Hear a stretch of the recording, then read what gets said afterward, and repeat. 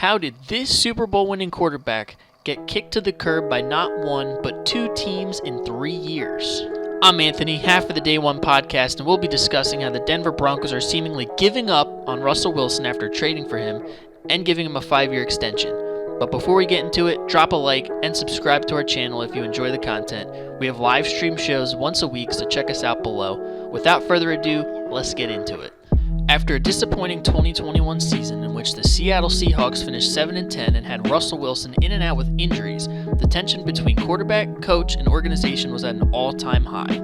This resulted in the Seahawks shopping for a trade with Wilson, as both sides had said that a trade was unavoidable given the allegations surrounding Russ's commitment to the team. Among the trade rumors between the Eagles, Dolphins, and others, one trade destination emerged as the best one: the Denver Broncos.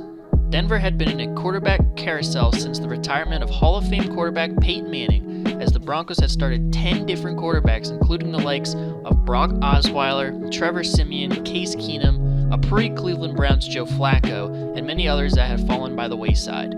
Struggling to keep a stable quarterback room together, Denver viewed this as an opportunity to compete for a Super Bowl and establish some stability in the quarterback room. On March 16, 2022, the deal would be made for the Seahawks to send Russell Wilson and a 2022 fourth-round pick to the Denver Broncos in return for quarterback Drew Lock, tight end Noah Fant, a 2022 first, second, and fifth-round pick, along with a 2023 first and second-round pick. Goodness gracious, what a haul!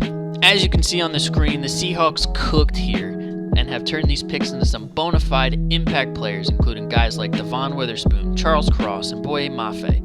They really did luck out with Geno Smith having a career renaissance to fill Russ's absence. As for Denver, this was viewed by many as them, quote-unquote, overpaying for an old quarterback and, quote-unquote, fool's gold, as Denver mortgaged much of their immediate draft future on a 33-year-old quarterback who had an ugly exit from a place he had succeeded in for many years. But for the new GM, George Patton, this was a risk he was willing to take. He gave Russell Wilson a 5-year extension worth $245 million, ensuring Russ that he was their guy moving forward. With a new quarterback, a new head coach, and Nathaniel Hackett, a talented team, and deep playoff aspirations, Denver seemed ready to make a run at success they hadn't seen since Peyton Manning was slinging the rock for him, that being a Super Bowl. Unfortunately, that just was not the case. Under Nathaniel Hackett, the Denver Broncos were an offensive train wreck, ending the year with the bottom third offense in the league, ranking 21st in total offense with 325 yards per game, 23rd in yards per play with 5.1, the worst third down efficiency in the NFL with 29.1, and 24 giveaways, 113 penalties, 29 total touchdowns, which were all rankings 26th or worst in the entire league. It's no surprise that this team ended with a record of 5-11 and fired head coach Nathaniel Hackett along the way. They were historically bad. As for Russ, his stats correlated this atrocity as he registered his worst statistical season as a pro with 3,524 yards, 16 touchdowns, 11 interceptions, 60.5% completion percentage, and a QBR of 84.4. Although it had looked like Russ was cooked, many of his teammates came to support their quarterback and attribute their failures more on the side of the poor coaching job Hackett and his staff had that year. After a tumultuous season, the Denver Broncos went ahead in the offseason and cleaned house. Literally cleaned house. After signing Sean Payton to be their new head coach. He literally cleaned the house out. From his offensive and defensive coordinators to his defensive quality control assistant and everyone in between. Literally everyone. This was a brand new coaching staff, and hope for this team was restored. You just added a Super Bowl winning coach with a great track record of winning in New Orleans, and still have a relatively talented roster that can make some noise in an AFC that is very unpredictable. How could you not have hope in this team? Many still viewed them as one that could emerge as one of the quote-unquote not quite Super Bowl contenders but could make noise teams. With their new coach and a fresh offseason, the stage was set for Russ's redemption arc. As for how said redemption arc has panned out, well, it hasn't been the best, but it hasn't been terrible either. It was a rocky start for Russ and Peyton this year, as they had a 1-5 record to start after Week 6 and infamously had a 70-burger hung on them in Week 3 versus Miami.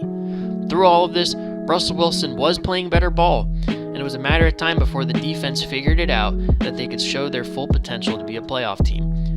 He and the Broncos rattled off 5 straight wins, including a combination of vintage Russell Wilson performances and defensive masterclasses, to catapult them to 6-5 and be right back in the thick of the AFC playoff picture. With huge wins over playoff players like Kansas City, Buffalo, Cleveland, it was looking like it was all coming together for Denver. And yet, it seemed too good to be true. Denver currently sits at 7-8 with their playoff hopes being all but finished, and now with Jarrett Stidham as their quarterback. Not by injury, but by choice. Russ was benched due to a salary cap issue that stemmed from an injury guarantee of $30 million that he was unwilling to waive. And by him not playing these last 2 games, the rest of the contract does not become fully guaranteed, and Denver will retain financial flexibility by cutting him this offseason. It's a tough situation for a franchise to be in, as you have an old quarterback with a large cap number for many more years, with a slew of young prospects that arise nearly every year. It poses a tough question. Do you tough it out, or do you cut bait early and keep your books flexible and hope that one of these young guys pan out? Denver has elected to cut bait with Russell Wilson this offseason, ending his ride in Denver. What is next for Russell Wilson, and what's next for the Denver Broncos? Let us know in the comment section below, and while you're at it, drop a like and subscribe for more of our content. We have live shows once a week at 7 p.m. where we discuss NFL, NBA, and other sports, so make sure you check that out. If you have a topic you want us to discuss, let us know, and follow us at our socials down below in the description. As always, thanks for watching, and we out.